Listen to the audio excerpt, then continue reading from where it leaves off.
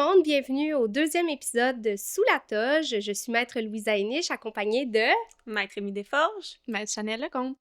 Donc aujourd'hui, on va parler de la sentence. Je pense qu'en matière de droit criminel, c'est l'un des sujets qui fait le plus débat parce qu'on pense souvent que les sentences ne sont pas assez sévères et il y a beaucoup d'incompréhension qui entoure le processus de la sentence. Donc on va démystifier ça aujourd'hui.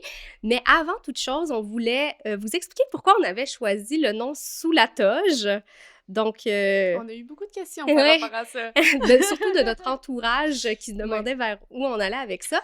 Donc les filles. On est vêtus sous notre toge, by the way. Premier point à clarifier. Les avocats portent des vêtements en dessous de leur toge. C'était vraiment pour humaniser la profession. Tu sais, le port de la toge, c'est quelque chose de très conservateur, très protocolaire. Donc, je pense que ce qu'on veut essayer de faire tomber ces barrières-là, puis que c'est pour ça que ça nous avait intéressé comme nom de podcast. Exactement. On veut vous montrer ce qu'il y a derrière un peu la profession, ce qu'il y a en dessous de notre toge. Ça veut dire ce que nous, on est.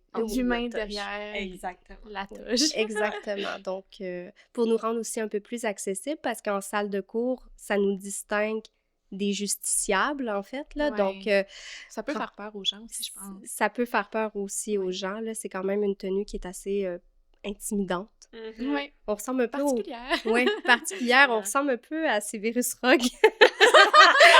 Oui. C'est drôle, je les ai écoutés hier. Moi aussi.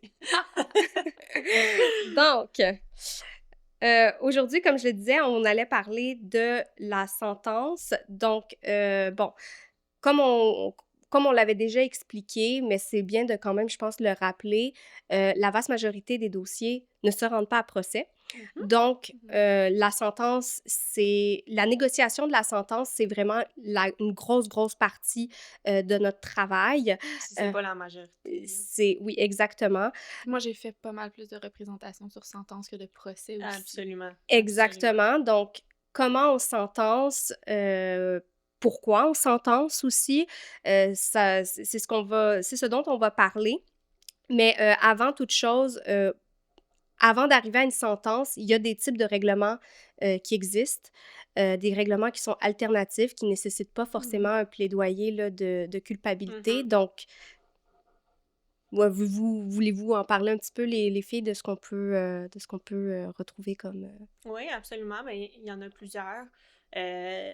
Par exemple, quand on parle de crimes souvent dans le bas de l'échelle de gravité. Là. Donc, des crimes un peu moins graves, si on peut le dire comme ça. Par exemple, un individu qui n'a pas d'antécédent qui commet un vol à l'étalage, par exemple.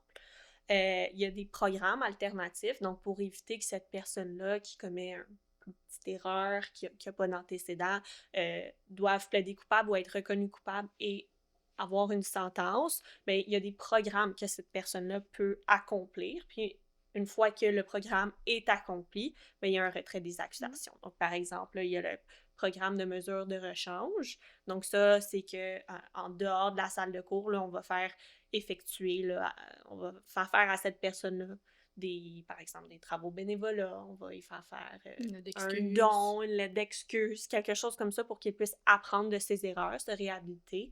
Puis, s'il accomplit bien le programme, s'il collabore avec le programme, il va avoir un retrait des accusations au final. Donc, c'est un exemple là, de programme qu'on appelle de non-judiciarisation. Exactement. Donc, le but, c'est de déjudiciariser le dossier parce qu'on estime que la personne n'a pas commis une infraction suffisamment grave pour passer au travers du processus judiciaire tel qu'on le connaît. Mm-hmm. Et son profil aussi milite en faveur d'une déjudiciarisation.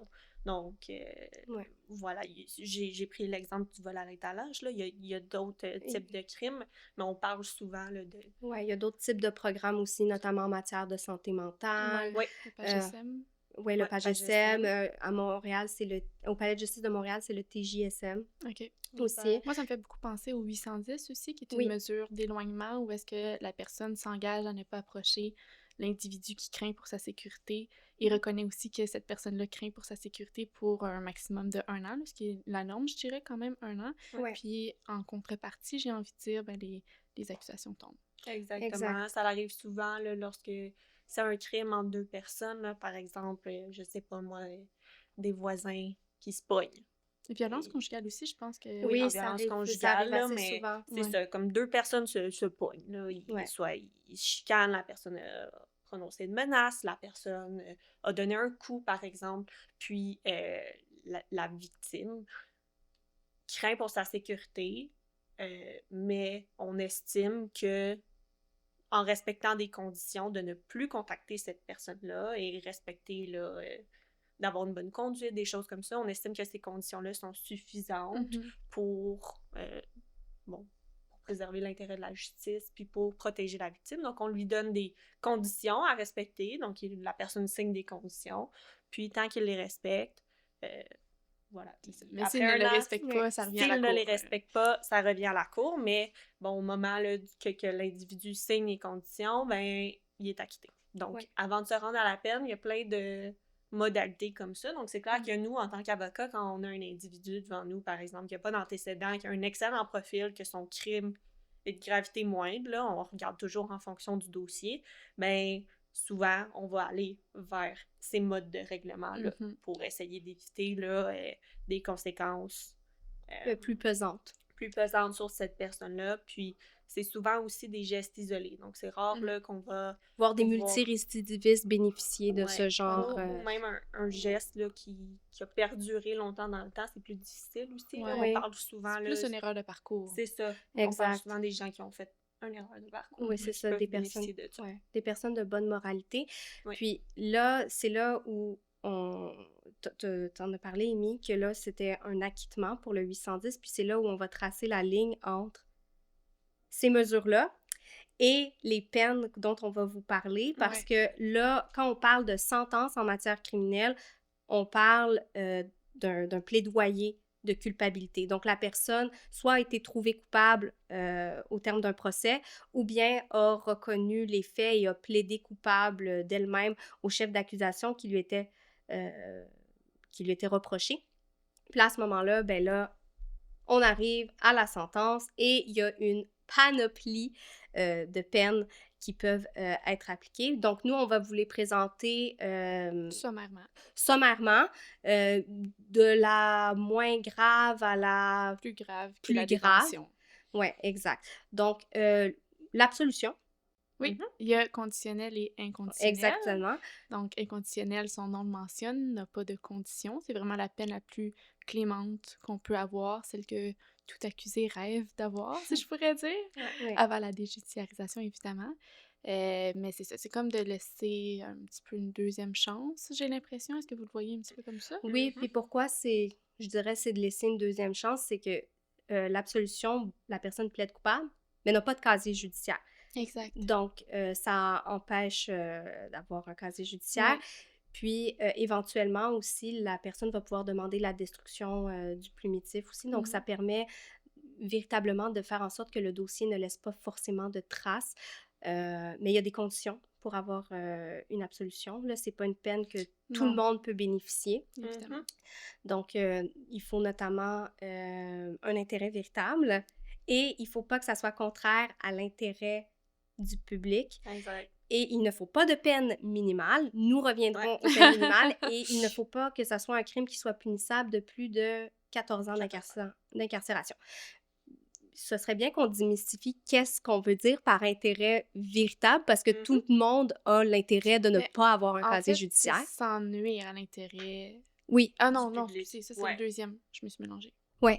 Le premier, Oui, d'avoir l'intérêt véritable. Oui, tout à fait. Si on peut y aller par des exemples, je pense que c'est toujours plus clair là, de donner un exemple. Quelqu'un là, qui va perdre son emploi en raison d'un casier judiciaire, il y a définitivement l'intérêt véritable d'avoir une absolution. Mais c'est quand que ça donne une conséquence réelle sur la personne, Exactement. pas juste hypothétique. C'est pas obligé, je pense, que ça soit réel maintenant, mais qu'on peut l'anticiper dans le futur d'une manière raisonnable. Exactement. Oui, il faut que ça soit anticiper un impact là, réel sur la vie de l'individu. Donc, par exemple... Perdre l'emploi, c'était un bon exemple. C'est souvent celui-là qui revient.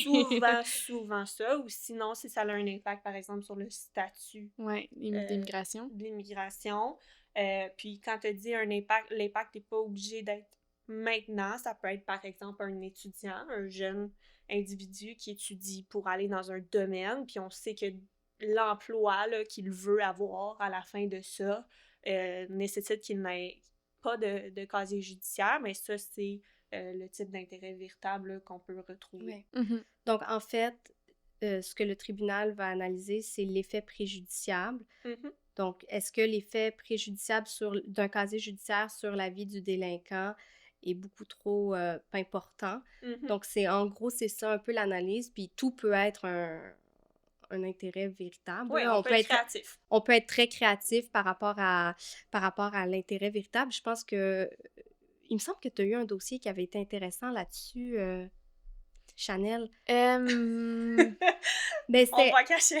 Non, mais il me semble J'en ai plusieurs, mais en il me fait. semble que tu avais obtenu une absolution. Là, je vais pas décrire tous les faits, mais c'était une personne qui était adulte, mais qui avait eu des antécédents jeunesse, puis il était dans son délai, dans le délai de 5 ans, où est-ce que si c'était un bris de probation, là, fait que c'était pas la plus grosse des infractions, alors que ce qu'il avait fait au niveau mineur, c'était une grosse infraction. Fait que si jamais il n'y avait pas d'absolution, si jamais il était reconnu coupable et qu'il y avait une sentence qui était autre que l'absolution conditionnelle ou inconditionnelle, sa grosse infraction qu'il avait fait en tant que mineur ressortait maintenant en tant qu'adulte, parce que c'est un peu complexe, là, mais je pense que dans les 5 ans de ta déclaration de culpabilité, en jeunesse, tu refais une autre infraction, ben, ça revient comme un casier adulte. Habituellement, oui. Habituellement, j'imagine qu'il y a des exceptions, comme tout critères, dans la loi.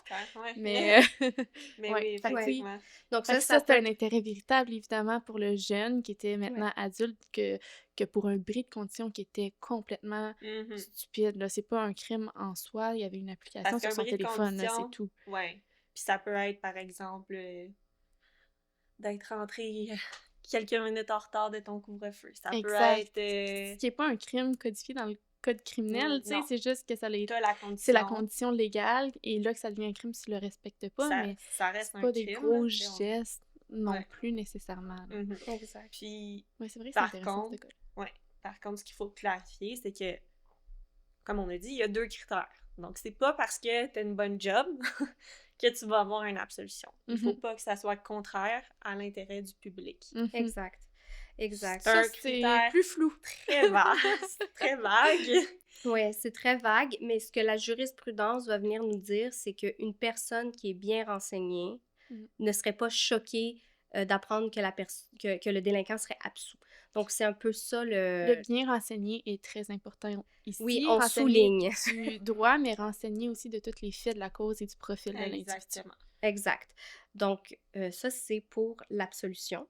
Oui, autant conditionnel qu'inconditionnel. Oui, exact. Chanel t'a parlé de l'inconditionnel, mais dans le fond, l'absolution conditionnelle, c'est pas mal la même chose, mais il y a des conditions. Donc, par exemple, on parlait de bris de condition, ça pourrait être une des conditions qui est enfreint. Donc, quelqu'un qui a une absolution conditionnelle, c'est assorti de conditions, donc il va toujours avoir des conditions là, de base d'avoir une bonne conduite. Là, garder la paix, mais il va avoir des conditions. Ça pourrait être, par exemple, une interdiction de se trouver dans certains lieux, ça pourrait être des conditions d'interdiction de contact avec certaines personnes, de ne pas consommer de l'alcool, plein de conditions. De faire des travaux communautaires. Faire des travaux communautaires, en effet.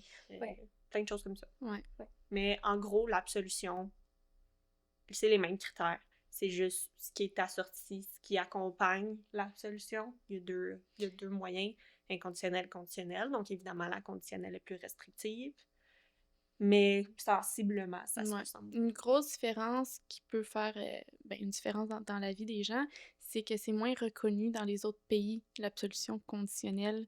Les autres pays comprennent pas que tu peux être absous, mais en même temps avoir eu des conditions. Fait que ça rend peut-être la vie des gens un petit peu plus compliquée. Quand on dit les autres pays, on parle essentiellement des États-Unis. Mais moi, je me lance jamais là-dedans.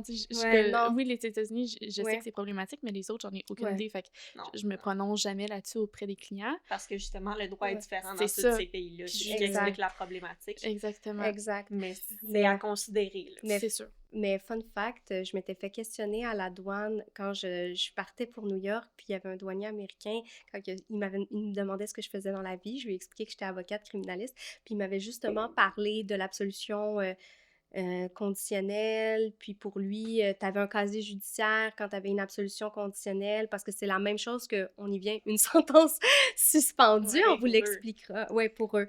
Parce qu'il y a Ben, une probation. parce qu'il y a une probation, parce que oui, ça c'est important que que les gens le comprennent. Dès que vous avez des conditions en matière de sentence, il y a une probation. Exact. Mhm. Donc, tu peux bénéficier d'une absolution conditionnelle, donc tu n'as pas de casier judiciaire, et avoir une probation en même temps.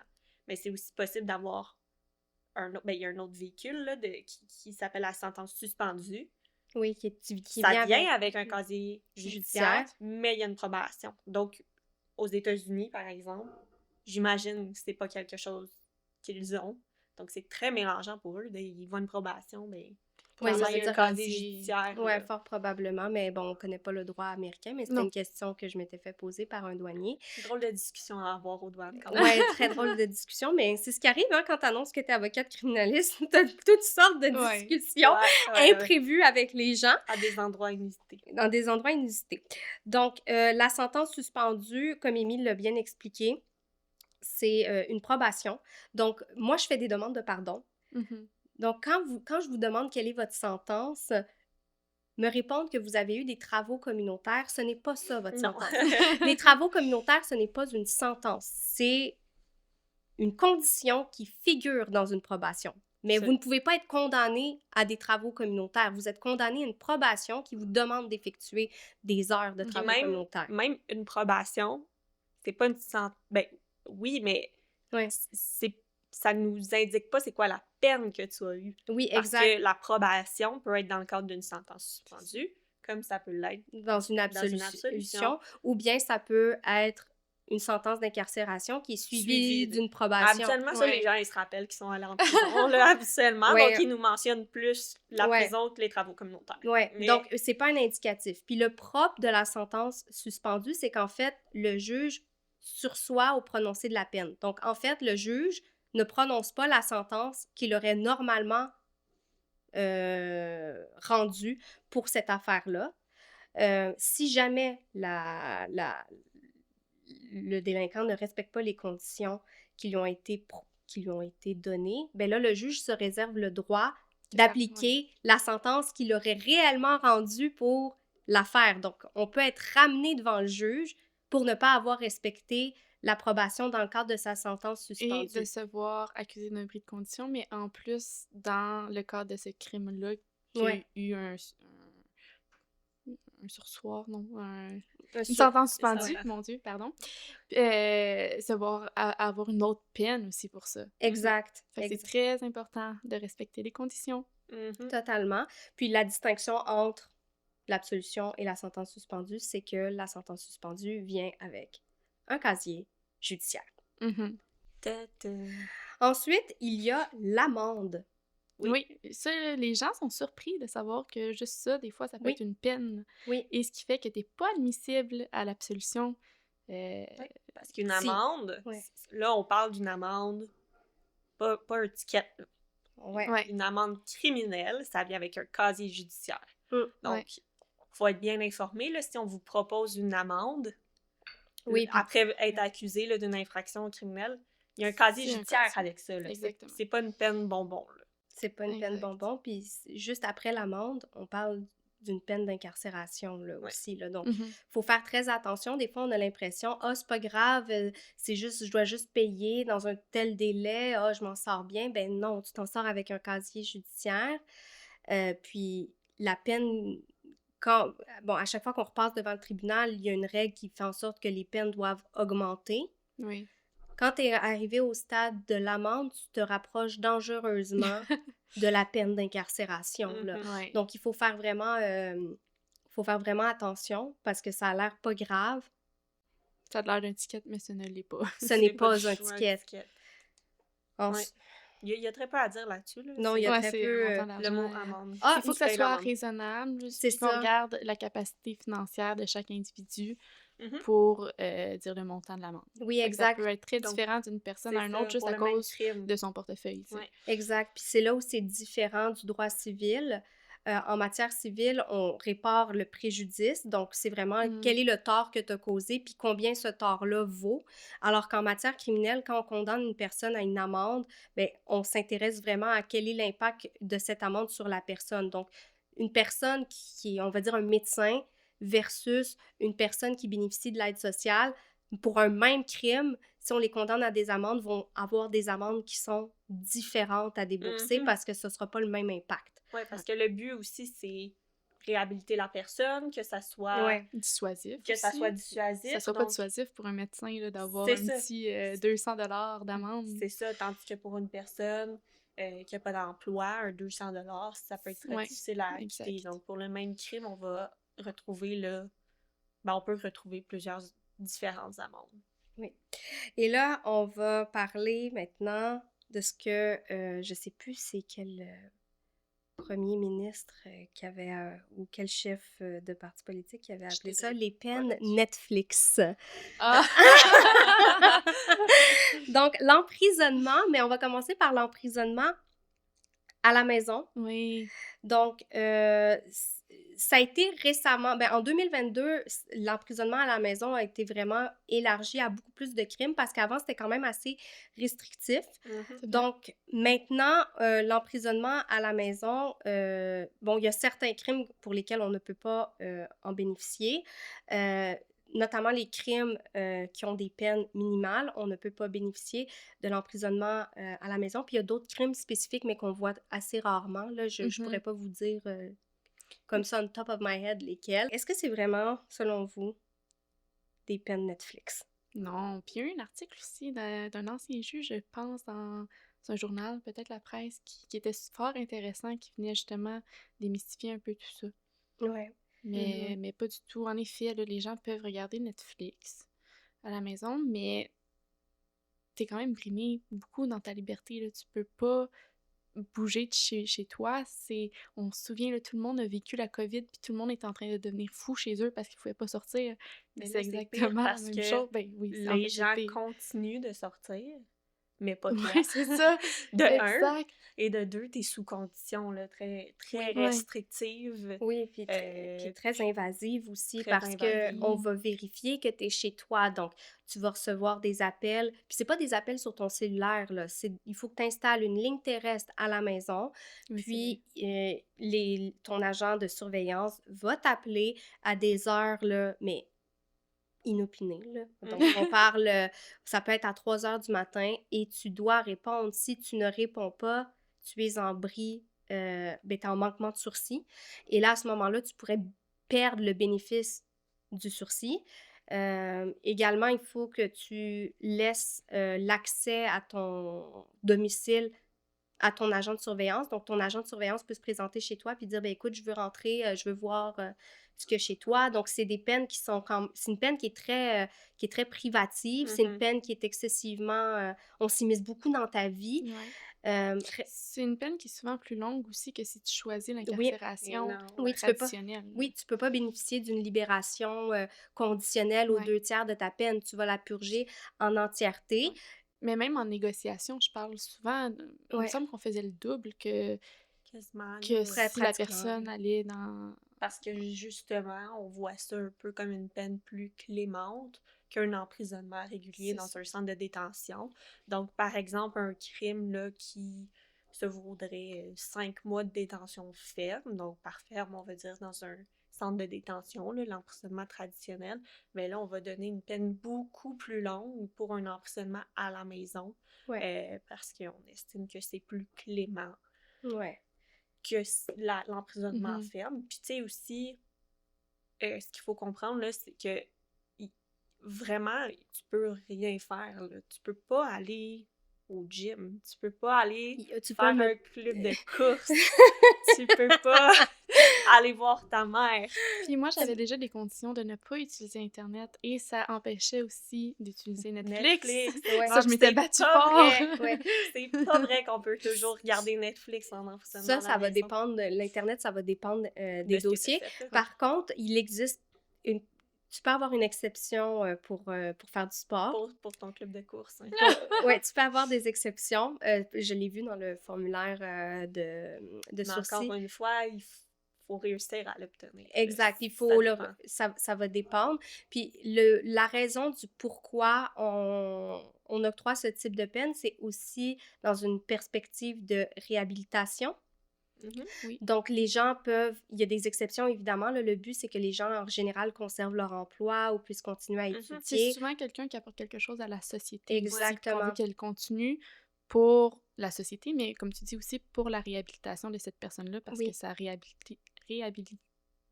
réhabilise, veut pas de participer oui, au bon fonctionnement de la société. Ouais, exact. exact. Puis c'est important de le mentionner, mais si la personne représente un danger pour la société, elle ne pourra pas bénéficier Non.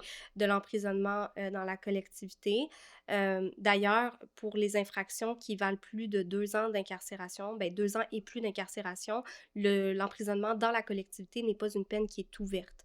Donc, c'est vraiment pour les infractions qu'on appelle de 2 ans moins un jour, là, que le sursis va pouvoir être appliqué, mais ce n'est pas une peine bonbon, là. Il faut vraiment le spécifier, le marteler. On parle de gens qui sont assignés à domicile 24 heures sur 24, 7 jours sur 7, sauf pour aller travailler dans un... Et une fois par semaine pour aller faire l'épicerie. Exact. Ouais, et D'une pour des durée, urgences. Durée. limitée. Ouais, D'une c'est ça. durée limitée. C'est vrai que, bon, éventuellement, cet interdit 24 sur 24 peut être changé en couvre-feu au cours, Oui, que le temps s'écoule. ouais, au cours du temps. Mais oui, ce n'est pas une peine qui est agréable, c'est une peine d'incarcération, là. Ça, il faut On en a le rappeler. souvent parlé entre nous. On a eu beaucoup cette discussion-là. Qu'est-ce que tu préfères, l'emprisonnement?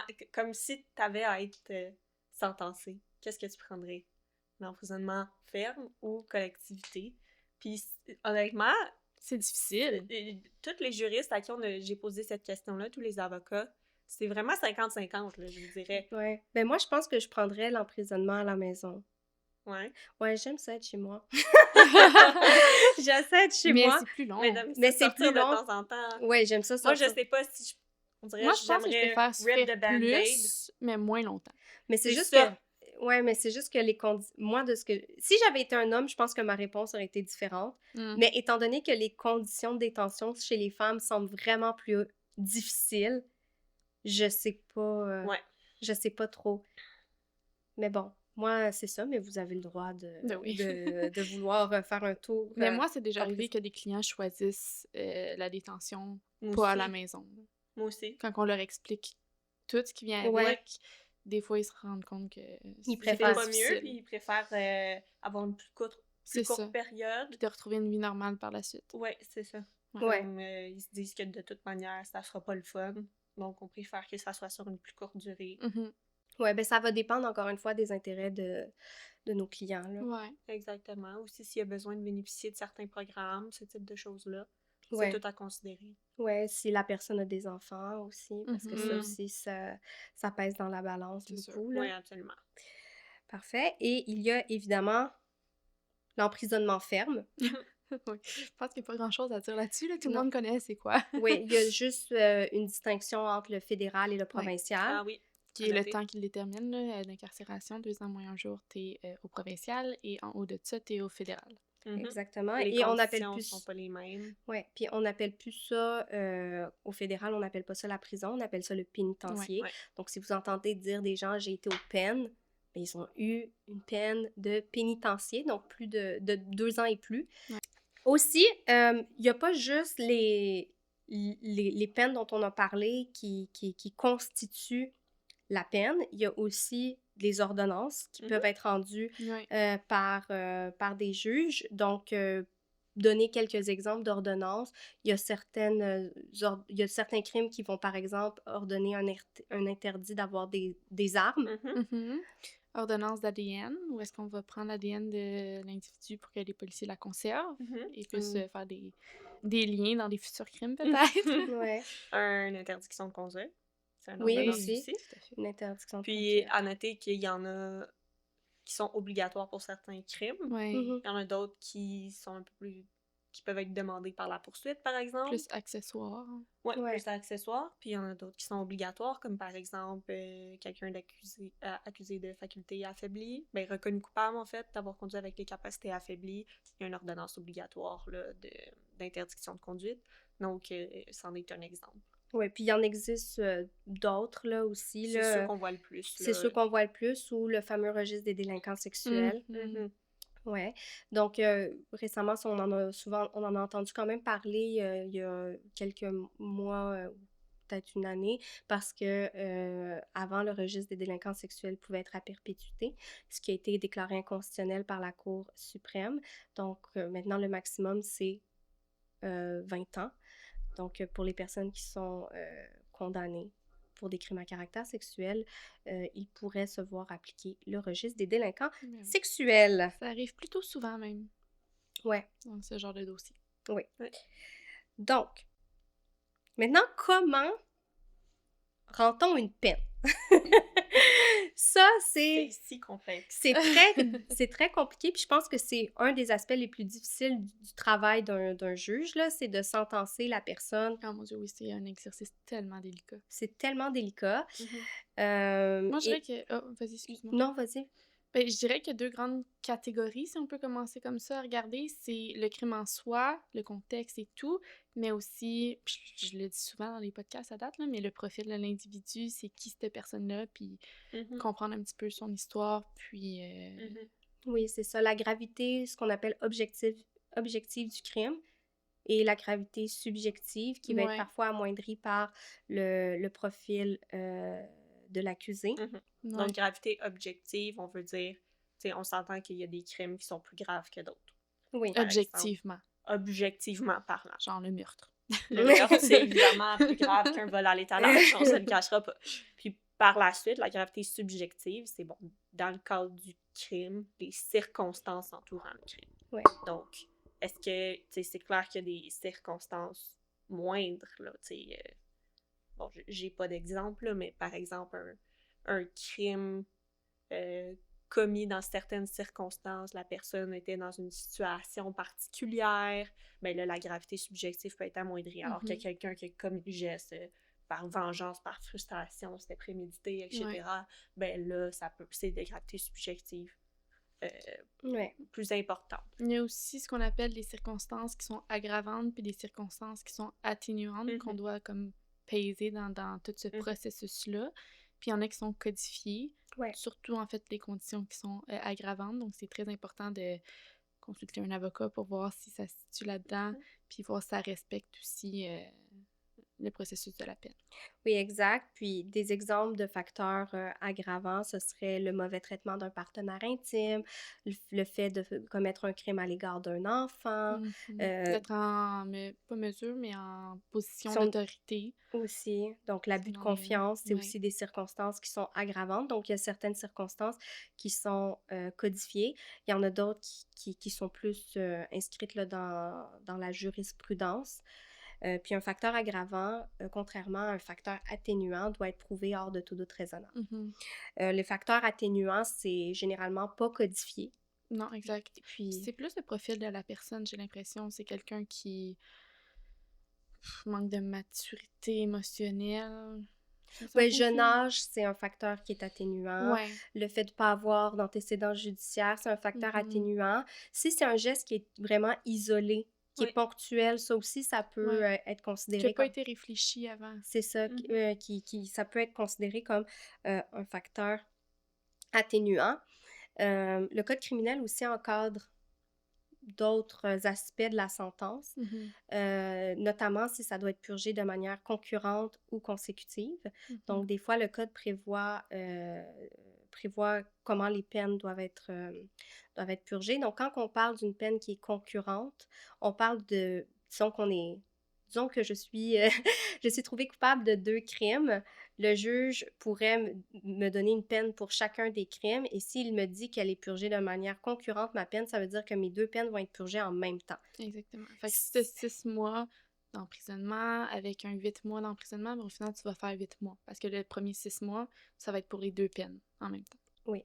Et si c'est de manière consécutive, ben là, c'est l'une à la suite de l'autre. Donc là, je purgerai un 6 mois pour le crime 1. Mhm. Puis une fois que j'ai fini de purger ce 6 mois-là, je commence ma sentence pour le deuxième crime de 6 mois, ce qui me donne une sentence globale de 12 mois. Donc, des fois, le code... J'avais dit 6 plus 8, je pense. 14. Ah, ok, je pensais que tu disais 6 et 6. Bon, 14. Les mathématiques ne sont pas notre fort.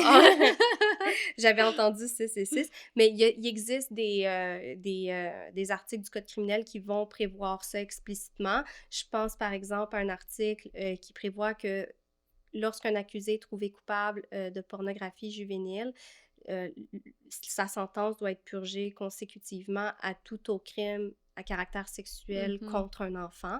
Donc, ça arrive souvent parce qu'ils sont souvent accusés de plusieurs choses. Il y a plusieurs chefs d'accusation. Ouais, c'est pas 2 crimes différents, hein, c'est ça. Ben oui, c'est 2 crimes différents, mais ça peut être la même trame factuelle, si je pourrais dire. Ouais. Donc, les mêmes faits peuvent mener à plusieurs chefs d'accusation. Exactement. Ouais. Donc, ça, c'est un fait qui est important à prendre en considération lorsqu'on va sentencer quelqu'un, de comprendre le cadre législatif dans lequel la sentence a lieu. Mm-hmm.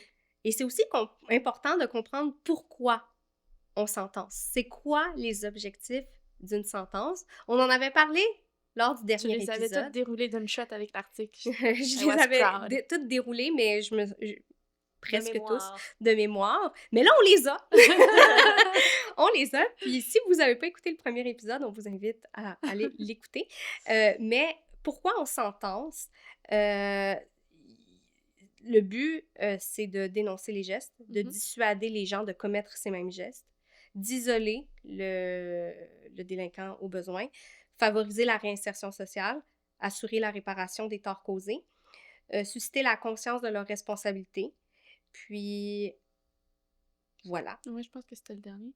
Ce que je trouve aussi important à mentionner, c'est qu'il y a certains crimes où est-ce que c'est codifié dans le code criminel qui mentionne que la dénonciation et la dissuasion doivent plus peser que les autres objectifs. Là. Puis je pense que c'est écrit dans le document, mais je me souviens plus des exemples. Oui, par exemple, un crime commis sur un mineur. Oui, exactement. La cruauté animale. Ça veut pas dire que la réhabilitation doit pas être prise en compte, évidemment, mais ça veut dire que la dissuasion et la dénonciation doivent peser plus lourd dans la balance quand on regarde tout ça. Exact. Puis le rôle du juge, c'est vraiment d'essayer de balancer tous ces objectifs de la peine. Avec toutes les circonstances. Pour donner une peine qui est adaptée au délinquant. Exactement. C'est pour ça que on voit vraiment une panoplie de peines. C'est pas un crime, une peine. C'est toutes les circonstances qu'on a mentionnées vont être prises en compte. Puis ça l'amène souvent à des articles de journaux, par exemple, qui vont dire on peut pas croire que pour ce crime-là, telle personne a eu telle peine.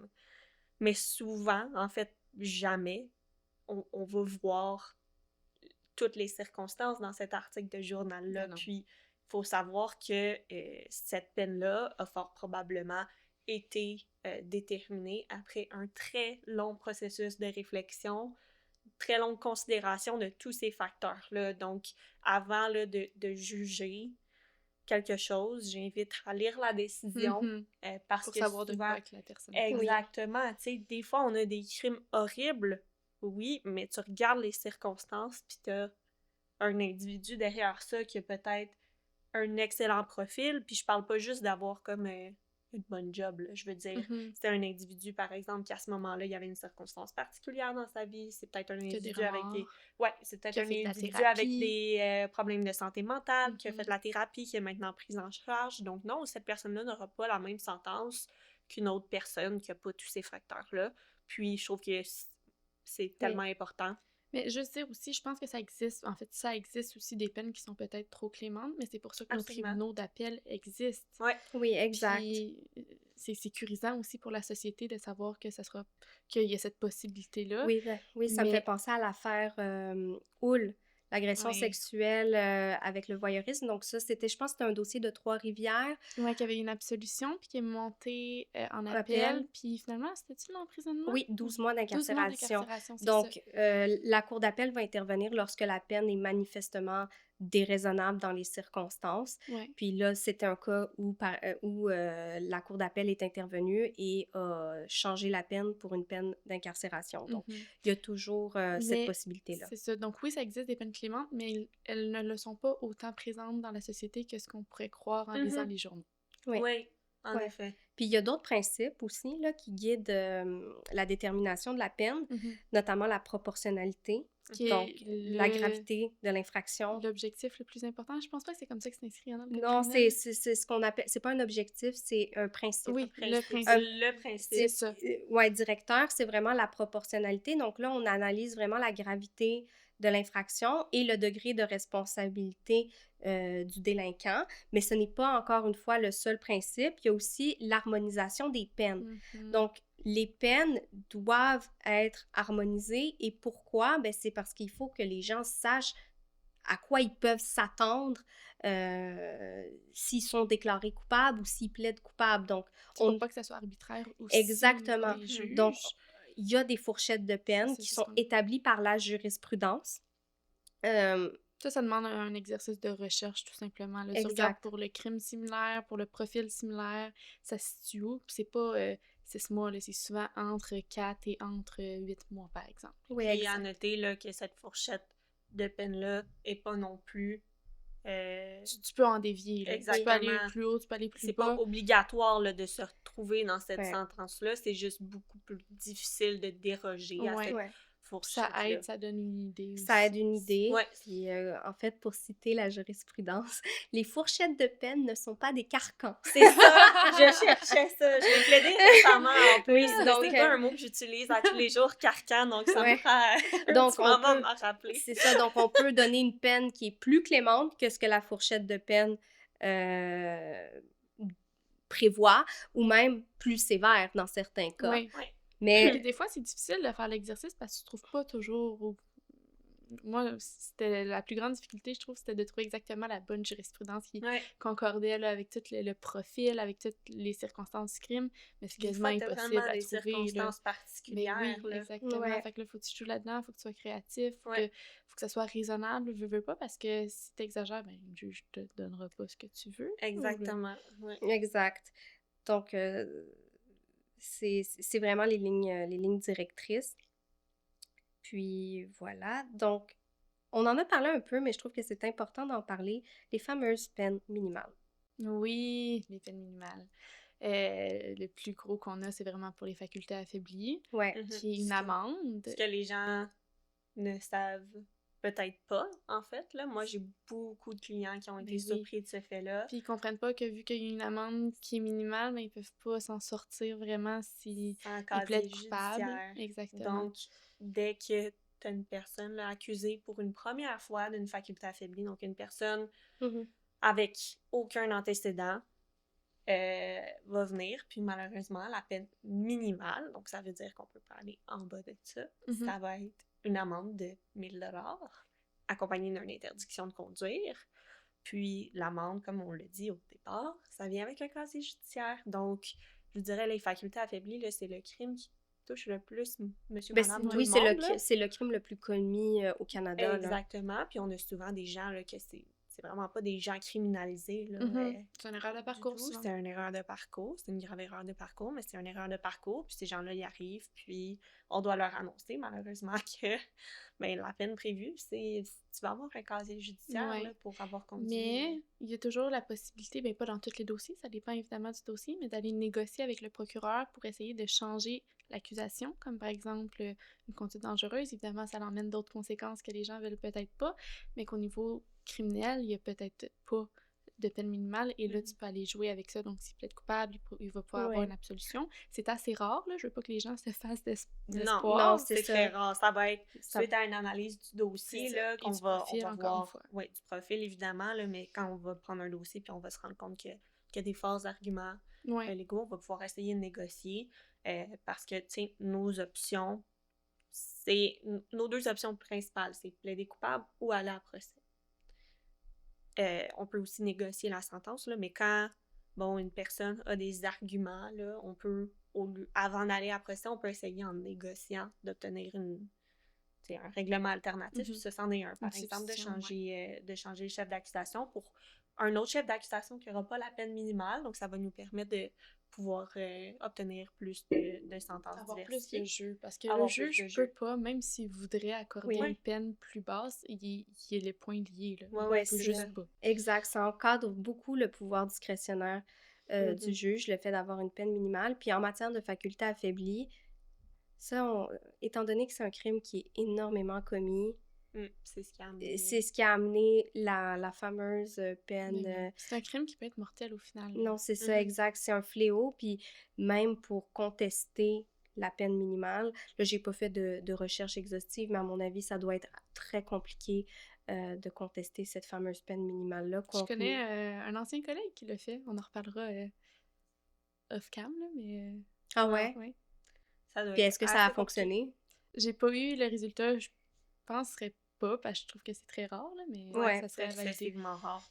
Parce que Ouais. oui, en effet, je sais pas si on l'a mentionné, là, mais quand il y a une peine minimale, on pourrait euh, essayer de faire déclarer cette peine-là inconstitutionnelle Exact. pour cette personne-là Ouais. Mhm. en particulier, mais je vous dirais là, Mais que c'est un lourd c'est- fardeau, là. Ouais. c'est un très lourd fardeau, là, démontrer l'inconstitutionnalité d'une Ouais. Mais ça marche. peine. Ça marche Puis parfois, dans les- mais je vous dirais que je l'ai rarement vu pour une faculté affaiblie, là, mais pour Ouais. d'autres, Ça se fait par l'article 12 de la Charte. Oui. Il faut que ça soit considéré comme une peine qui est cruelle et inusitée.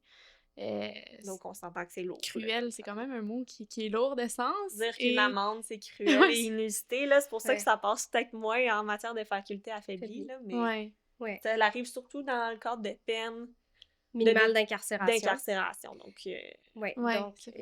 et dans les dernières années, il y a beaucoup de peines minimales qui sont tombées. Puis dernièrement, la Cour suprême a fait tomber une peine minimale en matière de pornographie juvénile, plus précisément les infractions de possession Mhm. et d'accès à de la pornographie juvénile. Donc, c'était des infractions pour lesquelles il y avait une peine minimale d'1 an d'incarcération. Mhm.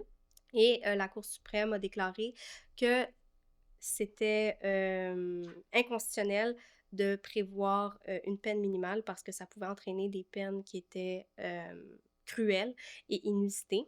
Et dans ce cas précis, on parlait d'un jeune de 18 ans qui avait reçu une photo de la part d'une fille de 17 ans. Il n'avait pas demandé pour la photo, puis il l'avait conservée. On comprend que c'est une photo de nudité. Oui, on comprend que c'est une photo de nudité. Il l'avait conservée, même s'il ne l'a pas demandé, qu'il n'a pas cherché après la dite Mhm. photo, le fait de la conserver, bien, ça constitue une infraction de possession de pornographie juvénile. Donc, on comprend que pour ce jeune de 18 ans, 1 an d'incarcération pour ces faits-là, un fichier non sollicité. C'est ça. La difficulté avec les peines minimales, je trouve, c'est que des fois, une infraction peut être tellement large dans les faits. Tu sais, Oui. il y a ça, mais Ça quand on constitue pense de la pornographie à de la juvénile. possession Ouais. de pornographie juvénile, on pense à un homme plus âgé qui a des jeunes Sur un enfants, Ou ça. qui a des fichiers, pardon, de jeunes enfants qui se font carrément agresser dans son ordinateur. Puis là, on voit la peine minimale, puis on se dit ça se fait du sens. Mais quand on réfléchit vraiment ou qu'on arrive à des cas d'espèce, où est-ce que c'est large, la possession de pornographie juvénile au final. Puis le cas que tu viens de nous Ouais. présenter l'indique très bien. exact, là, donc c'est ça qui est un peu compliqué avec Mhm. les peines minimales, c'est qu'on se fait toujours une idée très précise de ce que c'est qu'une infraction, là. Pornographie juvénile, tu sais, ça c'est... C'est horrible quand tu y penses. C'est horrible quand tu y penses, mais il y a des cas d'espèces où, ben, quand tu y penses bien, c'est peut-être beaucoup Ouais. 1 an Parce d'incarcération pour ça. qu'avant, c'est ce jeune-là, c'est peine minimale, automatique, là. C'est de la pornographie Mhm. juvénile. C'est 1 an automatique. Ouais. Donc, puis oui, comme on a dit, il y a on pouvait demander l'inconstitutionnalité, là, mais c'est énorme. De demander ça, c'est un lourd fardeau. Puis, donc, toutes les personnes, dans un cas comme celui-ci, devaient procéder à demander l'inconstitutionnalité. Puis, ce qu'il faut savoir, là, c'est que c'est un long processus, ça prend un bon avocat, ça coûte cher, là. Ouais. De faire c'est un procès, une audition là, sur la constitutionnalité Mm. de la peine, c'est un long processus, donc ça pénalise beaucoup les gens, puis, tu sais, il y a des avocats gratuits, l'aide juridique, là, mais pour être admissible à ça, il y a des critères. On pourra en parler à un moment donné, là, mais c'est pas tout le monde qui a accès à la justice gratuitement. Donc, toutes ces personnes-là devaient payer là, des dizaines de milliers de dollars, là, peut-être, pour faire ça, pour arriver à une peine qui était proportionnelle, au final. Là. Tu sais, des Donc, coûts supplémentaires, on le c'est ça. travaille ce temps-là Ouais. pour démontrer, que je l'ai dit tantôt, mais le fardeau est lourd, là, fait qu'il faut travailler fort Faut pour travailler démontrer très fort, là, c'est que pas une c'est simple tâche. inconstitutionnel. Donc, tu sais, là, on dévie un peu de la justice, puis on parle là, des frais et tout, mais c'est des choses à considérer, là, que peut-être le public peut ne pas penser en se disant, ben, c'est bien correct la pornographie, qu'il y ait une peine minimale de 1 an, mais au final, quand tu rentres dans la vie des gens, tu réalises que ce jeune homme de 18 ans, pour Puis les pouvoir faits, là, éviter ça, avec ces faits-là, Ouais. doit payer à son jeune âge, que souvent, tu sais, Ouais. Puis c'est intéressant parce que quand on conteste la peine, une peine minimale, mais on va voir aussi les cas qui sont hypothétiques. Fait que tu rentres vraiment, justement, comme je disais un petit peu tantôt, dans toute la possibilité des crimes avec une infraction qu'il peut avoir dans les trames factuelles. Oui, exact. Puis je pense que c'est important pour que les gens le sachent. Le fait d'abolir la peine minimale, ça change pas tout d'un coup les fourchettes de peine associées à ce crime-là aussi. Là. Les fourchettes vont demeurer. Encore une fois, c'est pas des carcans, donc on peut donner des peines qui sont plus clémentes, mais les faits qui sont similaires vont donner des sentences qui sont similaires. On n'a pas dit qu'il n'y a plus de détention pour cette infraction-là, c'est juste plus le minimum. Donc, ça fait en sorte que les situations exceptionnelles, comme celui-ci, ben, il va pouvoir avoir une peine proportionnelle sans passer là, par le processus de demander l'inconstitutionnalité d'une... Oui, c'est moins lourd comme processus. C'est beaucoup moins lourd. C'est moins cher. Et moins cher. Il y a une autre peine minimale qui est bien connue. Je sais où tu t'en vas. La perpétuité pour le meurtre, qui est une peine minimale qui est connue. Mais incomprise. Et très incomprise.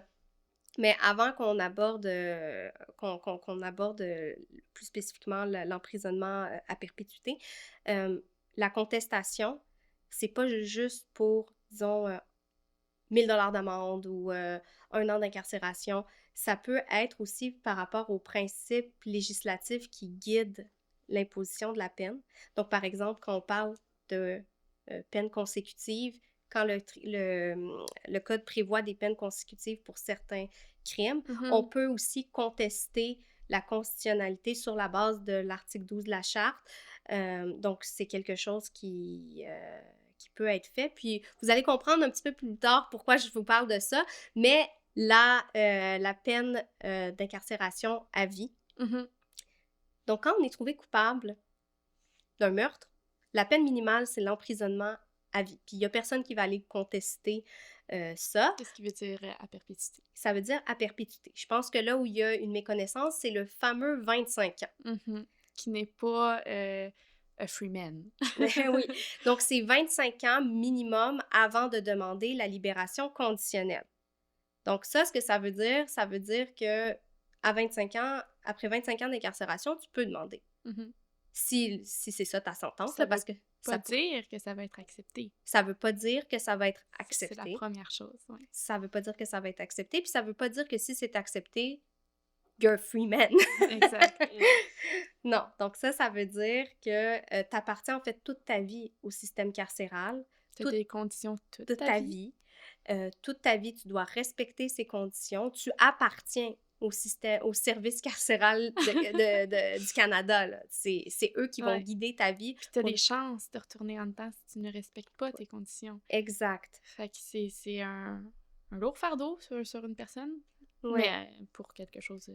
Oui, pour le crime le plus grave. Exact. Donc non, là, je pense pas qu'il y aura pas de contestation de peine minimale. Moi, je m'embarque pas là-dedans, en tout cas. Moi, je m'embarquerai pas non plus là-dedans. Par contre, ce qui est intéressant, c'est il y a eu une affaire qui avait fait beaucoup de bruit. L'affaire Bissonnette. Donc, pour ceux qui ne se souviennent pas, c'est Alexandre Bissonnette qui avait fait une tuerie à la mosquée de Québec. Il me semble qu'il avait plaidé coupable au total à 12 chefs d'accusation, dont il a tué 6 personnes, Oui, il a tué 6 personnes. Il a laissé 5. Ouais. Dont un très gravement, Mhm. là. Puis, il me semble qu'il avait plaidé coupable à 6 chefs de meurtre au premier degré. Tout le débat était de savoir quand est-ce que M. Bissonnette allait pouvoir demander sa libération conditionnelle, Mhm. parce qu'il y avait un article du Code criminel qui prévoyait que pour chaque condamnation pour meurtre, on pouvait cumuler les périodes d'admissibilité. Donc, 25 25 ans fois 6. fois 6. Je pense pas qu'ils avaient demandé 25 ans fois 6. Je pense qu'ils avaient demandé 50 ans. Mais quand même, là, M. Bissonnette, je pense qu'il avait Il était 20 ans. jeune, Ouais, il oui. avait 20 ans. Très jeune, ouais. Ça l'amenait sa libération à 70 ans à peu près. Et ce qui avait été contesté, c'est justement cet article euh, du, euh, Criminel. du Code criminel et qui s'était monté jusqu'à la Cour suprême, qui a finalement rendu une décision en déclarant ce fameux article inconstitutionnel sur la base de l'article 12 de la Charte concernant les peines cruelles et inusitées. Ouais. Vous en pensez quoi, vous? Ben, moi, je pense que la Cour suprême a très bien tranché ça. Dans le sens où est-ce que... Qui suis-je pour contester la Cour suprême? Non, mais dans le sens où est-ce que, imagine, M. Bissonnette, justement, qui est en dedans, qui sait que c'est sûr qu'il est en dedans jusqu'à 70 ans, pourquoi il se comporterait mieux? Pourquoi il voudrait changer? Ouais, Pourquoi il garderait de l'espoir de vivre? Puis ouais, c'est un objectif qui, même avec le crime le plus horrible, la réhabilitation, c'est doit. quelque chose auquel je crois, puis auquel on a fait un choix de société aussi en croyant. En tant que société, pourquoi... C'est quoi notre avantage à ne pas réhabiliter quelqu'un? Ben non, Tu sais, c'est on va pas faire... prévenir au lieu de guérir, là, c'est C'est ça, exactement puis, ça. puis Ouais. on n'a aucun avantage à laisser quelqu'un en prison. Puis ça coûte cher. Payer pour cet individu-là pour qu'il Mhm. reste là. On a tout avantage à espérer puis à travailler pour la réhabilitation de tous. Puis, il faut se rappeler aussi que même si c'est inconstitutionnel qu'il reste jusqu'à 70 ans en prison, ça veut pas dire non Qu'il plus restera pas. qu'il va sortir Oui, après 25 ans, là. ça veut pas dire ça. S'il n'est pas réhabilité ou en processus assez, tu sais, S'il se comporte pas bien, assez là. bien, oui, assez bien de réhabilitation, mais il sortira pas. Exactement. Il Puis sortira pas. Puis on espère que cet individu-là va se réhabiliter. Ben oui. Puis ce que la Cour suprême était venue dire, en fait, c'était que c'était déshumanisant de donner des peines qui faisaient en sorte que la personne ne pouvait jamais anticiper une sortie Mhm. éventuelle parce qu'elle passerait toute sa vie à l'intérieur des murs. Puis c'est vrai, là, Ben oui. c'est déshumanisant. Ça, encore une fois, le tort qui a été causé est absolument terrible. Mhm. Mais ça ne respecte pas ce qu'on a décidé collectivement, notamment avec notre charte des droits et libertés, puis la vocation, encore une fois, de la sentence, qui est aussi la réhabilitation. Mhm. Mhm.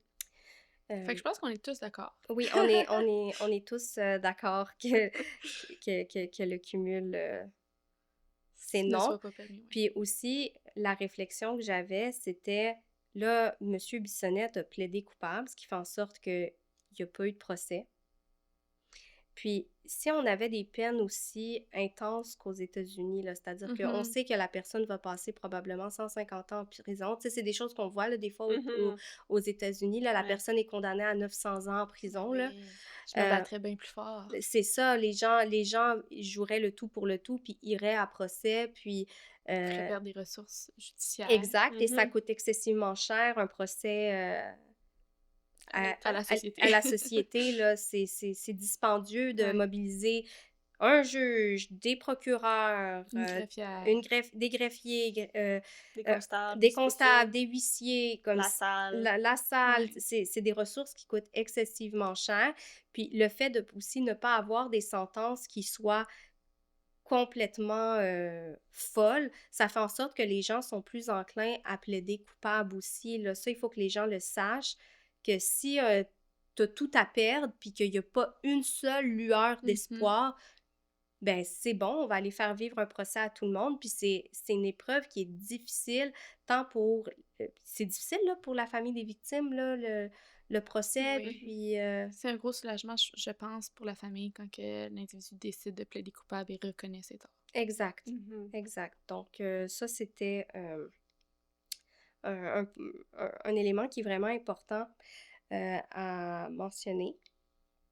Puis, on voulait aussi vous présenter peut-être un cas par rapport à un geste qui est grave, puis que la sentence a été, à première vue, très clémente. Puis on discutait un petit peu.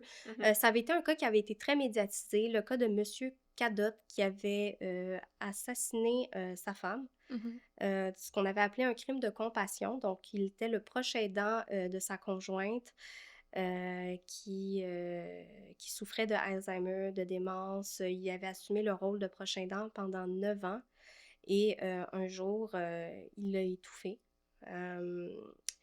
Et il y a eu un procès dans cette affaire-là. Donc, c'était de savoir si M. Cadotte était coupable d'un meurtre ou bien d'un homicide involontaire. Finalement, le jury a tranché homicide involontaire. M. Cadotte a eu 2 ans et 204 jours d'incarcération. Ce qui semble peu à première vue pour un homicide. Ce qui semble très peu pour un homicide. Surtout que ce qui était curieux dans cette affaire-là, bon, parce que les homicides, parfois, sont accidentels, mais sont parfois aussi des quasi-meurtres. Puis là, dans ce cas-là, ça ressemble quand même plus à un quasi-meurtre. Là. On parle quand même de... Quelqu'un qui a pris j'imagine un oreiller, là. Je n'ai pas connaissance des faits. Là. Oui, c'est ça, c'est un oreiller. Tu sais, donc, généralement, c'est dans le plus haut pour ces faits-là, pour un homicide. Et d'ailleurs, la poursuite demandait 8 ans. Ça passait proche d'être un meurtre, et donc à perpétuité. Oui, donc ça a passé vraiment proche. Je trouve que c'est un cas qui est intéressant, puis je pense que c'était un cas à l'époque qui avait quand même beaucoup touché le Québec. Parce que c'est un homme qui a quand même pris soin de sa femme pendant de nombreuses années. C'était un gars à bout, là, j'imagine. Ben oui, c'est ça aussi. Il était en dépression, si je ne me trompe pas. Oui, en dépression. En fait, toute la situation avec sa femme qui le voyait dépérir de jour en jour, ça a été très lourd pour monsieur. Puis aussi, ça ramène toute la question des proches aidants. D'ailleurs, ils avaient fait témoigner une femme à la sentence qui était présidente d'un organisme qui venait en aide aux personnes proches aidantes, puis qui expliquait justement à quel point les proches aidants, des fois, se retrouvaient un peu seuls. Puis tous ces éléments-là ont été pris en considération pour que finalement, on arrive à la conclusion que, bon, monsieur, il n'y avait pas un risque de récidive, qu'il y avait quand même plusieurs circonstances atténuantes qui ont fait en sorte que le juge s'est complètement éloigné de la fourchette de peine pour les homicides qu'on considère des quasi-meurtres, là. Donc ça, c'est un exemple. Vous en pensez quoi, vous? Ben que, tu sais, je l'ai pas lu, là, cette décision-là, mais juste avec ce que tu me dis, je comprends. Tu sais, si tu me dis juste un homicide 2 ans, je fais « Hi! » Mais quand on connaît l'histoire derrière, quand on connaît l'homme derrière, ça se comprend. Puis je suis d'accord avec... Ben, j'aimerais ça la lire au complet avant de dire officiellement que je suis d'accord, mais ça fait du bon sens quand que j'ai tous les éléments entre les mains. Ça donne tout son sens au principe là, de la peine puis au travail qu'on fait. C'est pour ça là, qu'on travaille, c'est pour éviter à ces personnes-là. Ça aurait été complètement déraisonnable que cette personne-là ait la même peine qu'un individu là, typique accusé d'homicide ou quasi-meurtre. Là. Donc, ça donne vraiment tout son sens là, à notre travail, c'est de chercher là, dans le dossier les circonstances, d'amener ça au tribunal, leur montrer ce qui s'est réellement passé ou ce qui s'est passé dans la tête de notre client. Puis, je suis certaine aussi que cet individu-là, il avait des problèmes de santé mentale. Ça l'a certainement été pris en charge, tout ça. Puis, tout ça, c'est des facteurs qui ont été amenés au juge. Puis, je trouve que c'est effectivement la bonne décision qui a été rendue dans ce dossier-ci, considérant toutes les circonstances, encore une fois, et considérant l'individu. C'est une décision qui, en droit, je pense, fait du sens, mais c'est une décision aussi qui est humaine. Oui, Mhm. exact, Mhm. exact. Puis même l'impact social de cette décision-là par rapport à qu'est-ce qu'on fait pour les gens qui sont en perte d'autonomie, pour les gens qui ont des maladies Mhm. dégénératives, pour toutes ces personnes qui assument là aussi le rôle de proche aidant. Puis je pense que c'est aussi une des raisons de pourquoi j'aime le droit criminel, c'est que ça amène aussi plein de réflexions sociales qui vont au-delà du droit, puis qui amènent Mhm. parfois des changements législatifs parce que les mœurs ont évolué. Ah oui. Ce monsieur-là a shaké le Québec, puis grâce à ça, on a Ouais, fait totalement. un changement législatif. Totalement. Puis je pense que ce serait, là, je sais pas si on va le faire, mais ce serait quand même bien qu'on mette. Moi, j'ai trouvé que c'était vraiment une décision qui était touchante. Mhm. Donc peut-être qu'on pourrait la mettre En description? en description Tout à si les fait. gens veulent Bonne aller idée. la lire parce que c'est vraiment touchant, puis c'est vraiment une décision, je trouve, qui est empreinte d'humanité. Puis je suis sûre que la famille de la victime, ça a été aussi très difficile, puis Mhm. c'est certain, là. Mhm. Euh, mais ça a mené à des conversations, puis même des changements législatifs, Mhm. cette affaire-là. Exact. Mhm. Au niveau de l'aide médicale à mourir, Ouais, au niveau de notamment. de l'aide médicale à mourir. Mhm. Les filles, avez-vous quelque chose à ajouter pour la peine? Non, je pense qu'on a fait le tour. On a fait le tour. J'espère qu'on vous a appris sur Oui. le processus là, de sentence Le au processus Québec. périlleux. Puis de qu'il sentence. va y avoir Sérieux. aussi plus une réflexion quand que vous allez lire des journaux.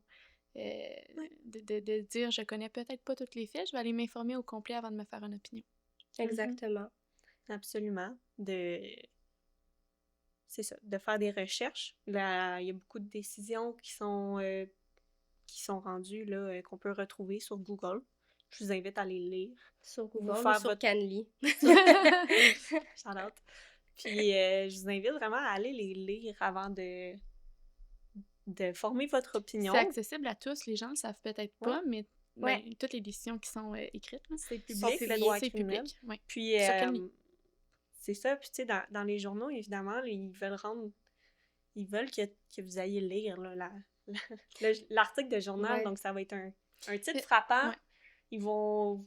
C'est ça. Ils vont essayer de choquer le public, mais j'invite à lire avant de rendre Ouais. votre décision finale. Puis on Exactement. critique pas tous ces articles-là, parce que comme je l'ai dit au début du podcast, je pense qu'il y en a qui sont clémentes, puis c'est un Absolument. débat qui est important à avoir dans notre société pour que ça Absolument. évolue aussi. Mais avant, personnellement, d'avoir une opinion, c'est vraiment d'aller s'informer qui est la clé.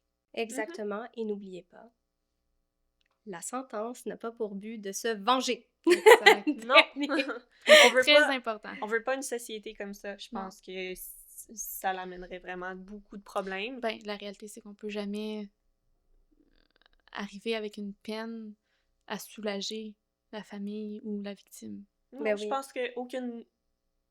Ben, à soulager un petit Rien- peu, mais pas à guérir au complet. là. C'est ça, rien va permettre d'enlever ce qui a été fait, de guérir complètement. Exact. Le but, là, je pense que c'est, oui, dissuader, puis de faire apprendre de ses erreurs, là, mais surtout réhabiliter pour qu'on soit meilleur en tant que société. Mhm. Puis c'est ça qui Ça doit arrive guider. plus. Ouais. Ouais, Ouais. que ça arrive plus, prévenir le crime pour l'avenir. Mhm. Parfait. Donc, si jamais vous avez des questions, vous pouvez les écrire en commentaire. S'il y a des sujets que vous voulez qu'on aborde, vous pouvez également les écrire en commentaire. Si vous avez des questions concernant votre dossier juridique, nous laissons nos coordonnées en commentaire. En description. Pardon. En description. En description. Merci, puis à bientôt! Merci!